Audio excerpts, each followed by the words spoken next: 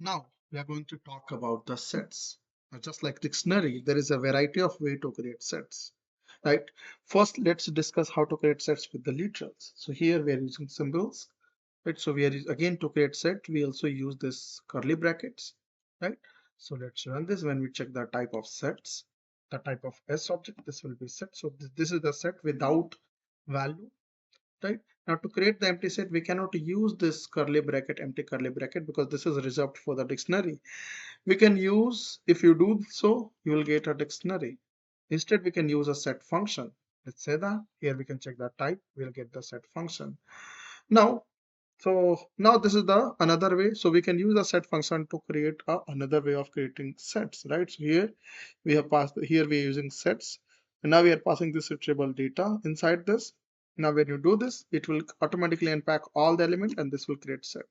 And you can even pass the range object over here, which is a generator. You can even do this and then we'll get the value. Of course, we are restricted to iterables of a hashable. If you'll have this like unhashable object like the list of list, so we cannot create set anymore because this is the because of the unhashable object, right?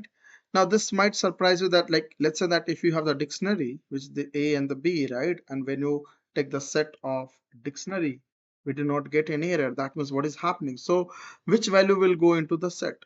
So again, remember that when we take this loop of the dictionary, when you take this loop, it automatically gives you the keys value.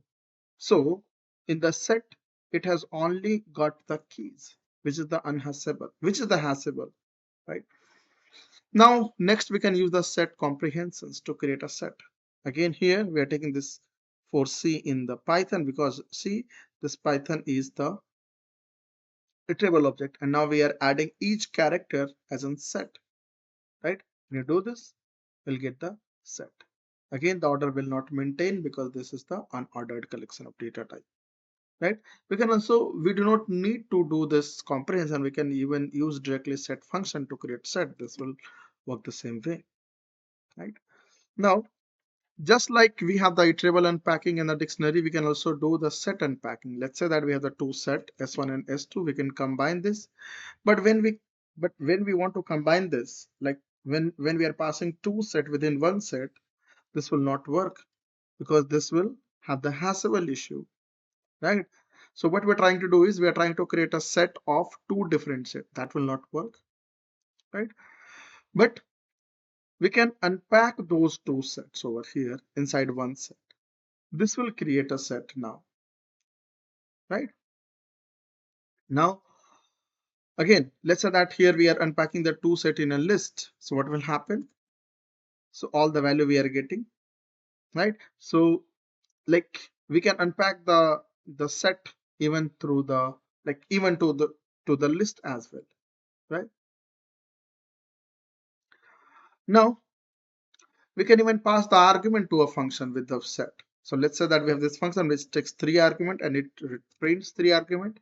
Now we have created a set with the three arguments. Now when we use this, here we are unpacking the set, but what will happen? So what is the print we are getting? We are getting 10, 20, 30, but the order was 20, 10, 30. So order did not maintain, right? So order did not maintain because the set is unordered, right? But in some cases, if the order does not matter, so we can pass this entire direct set over there, like over here, where we want to create the average of all the value. Here, the order does not matter. So we can use the set over here, right? Now let's talk about the distinct element. Now we know that the set element must be distinct. That means we do not get any repeated value in the set, right? Now again, consider this set over here. Here we have this A, B, C, A, B, C. So when we create set, it will only have A, B, C only. So it will discard all the repeated element. What happens when you use set function? It also discard the repeated element. In the set comprehension, it also discard the repeated element, right? If you do the unpacking, here also the only like in this unpacking, right? Set will only maintain the unique element, right? It will discard the repeated element. But when you unpack this in a tuple, what will happen? It will maintain the all the elements. So it will maintain the repeated element because tuple can hold the repeated element, set cannot. Right? Now let's see one example. Consider that we have a string and we want to assign a score to a string based on how many distinct characters of the alphabet it uses. Again, as an alphabet, we want to have all the alphabet between A to Z, that is 26. So here, consider that here we have this S as this A, B, C, D. So we are capturing all the element between A to Z. So the length is 26. Now, what we have to do is we have to take the set of S, which is like all the distinct character. Now, to get the score, we have to get the length of S, right? Divide by 26, or the length of distinct divide by 26 will get the 1 as a result, right? For that, we are writing a functions. So the function we have created as a scorer, which take X. This is the alphabet we have, which is the set of alphabets.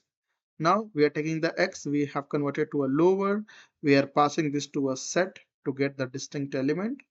And now we only want to get the all the element which is inside the alphabet, right? We do not like here we do not want to get the other element as well, right? So we want to only count the character that are in alphabets, right? So here we're just trying to get the intersections, right? And now here we are returning the length of effective divided by length of alphabets.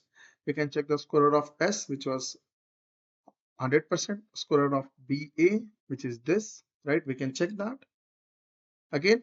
So this is the one function that we have created, right? So this is a basics introduction of set we have, right? Thank you very much.